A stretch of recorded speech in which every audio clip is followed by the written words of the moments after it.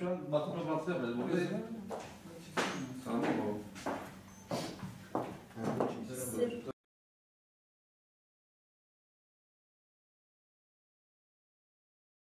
Gerçekten çok yoğun talep var kapatılması yönünde.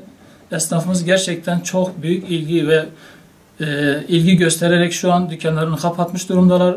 Herkes evlerine çekilmiş. Çünkü biz bakın birebir temas halindeyiz. Biz berber kuaför esnafı olarak bak dünyada birinci sırada doktorlar var. İkinci sırada biz berber ve kuaför esnafı.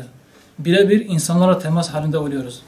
Bu vesileyle en çabuk virüsü kapacak ve virüsü bulaştıracak meslek risk altında olduğumuz için biz bu oda olarak bu kararı almış bulunuyoruz ve bütün esnafın da bu karara uyacağını şüphem yoktur. Çünkü şu anda bu saat itibariyle esnafın %90'ı şu an uymuş durumda ve dükkanlarını kapatmış. Adıyaman halkına ve tüm hemşehrilerime sesleniyorum. Özellikle söylüyorum bakın birebir berberinizi arayarak yok işte efendim gelin beni bir tıraş edin. Yok bu gerçekten hem sizin için hem berber için çok sıkıntılı bir durumdur.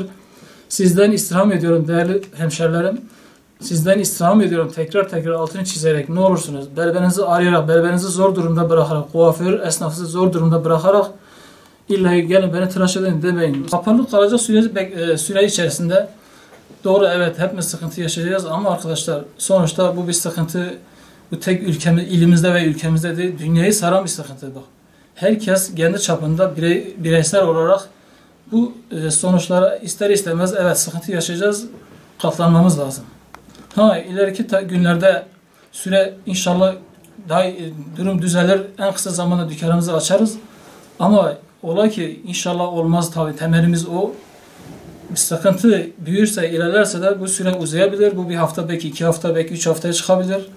Bundan dolayı devletimizin vereceği her karara saygılı olacağız.